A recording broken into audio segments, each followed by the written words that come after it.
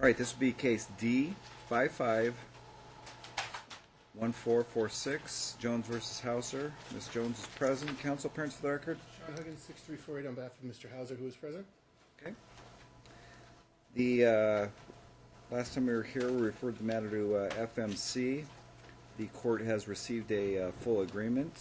The court has signed off on that. We're filing it right now, and then we will give you copies of that. This is a custody case, so the only remaining issues we need to finalize it would be who maintains insurance and if there's going to be child support. I don't think they've talked about that. I don't think you get insurance yet, do you? No, I'd have to pay for it out of pocket. I have her on Medicaid. You have a child on Medicaid? Okay.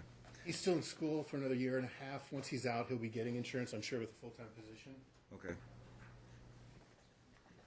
Let me, right now we'll have the defendant as maintaining Medicaid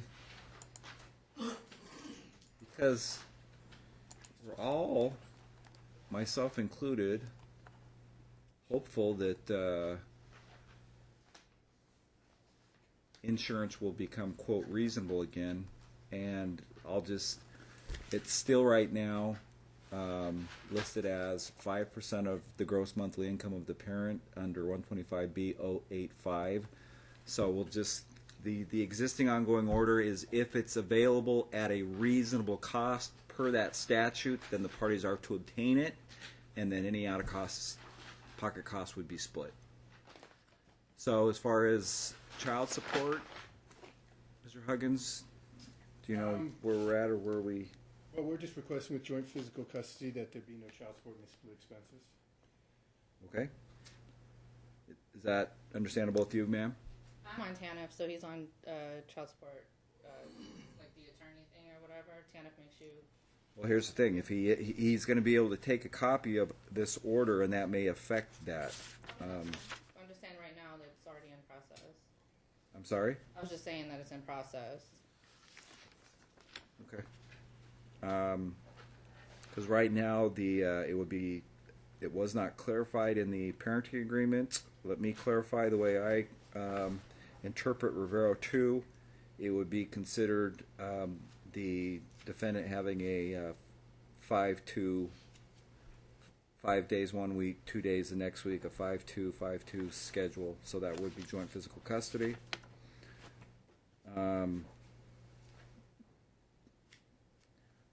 Is there a reason why you're not working? I just haven't been able to obtain employment. I've been looking. My social worker, she kind of just wants me to focus on like my mental health and just getting back on my meds and everything because I had to stop like everything when I got pregnant and was breastfeeding. So we're just starting over. Okay. But when you can work, right now, I'll be very candid. Well, I'm applying for jobs and everything. It's part of the agreement. You have to. Because given what he gets through his, first of all, I can't really consider his GI Bill. But is your unemployment out? I don't receive unemployment. I qualify for unemployment. Okay. Yeah. So you still get the pension now? Yes. Okay. The pension amount that he receives, and again, you wouldn't be entitled to any amount of that since you were not married anyway, is barely what it would be minimum wage anyway. So if you went out and got a job at fill in the blank, McDonald's, Walmart, Target, anything like that, that would be equivalent to what he earns right now. Yeah. Now, in the future, it looks like he's working himself toward a good degree. That may modify things in the future. But for right now, I'm just going to go ahead and waive it, given the fact that I'll impute Nevada minimum wage to you and note that the defendant earns approximately Nevada minimum wage. Okay? And then... Oh, we just have to come up with the even and odd years for the tax returns. And that's it. If you guys don't have one, I have... It's not on the wall. Sorry. Were you scared? Were you scared, Mr. Huggins? Looked like you got scared. I heard something there. I guess we would request odd years since he does have some employment, and I don't think that she would get any benefit this year, probably.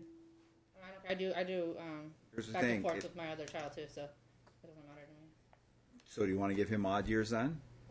Okay, so we'll have the defendant odd years. We'll have the defendant or plaintiff even years. And no, I'm gonna say that. Okay, guys can work out anything else you want on the side. But 30-30 rule okay if I put that in the order? 30-30 rule. Last is thing I that? need to get to.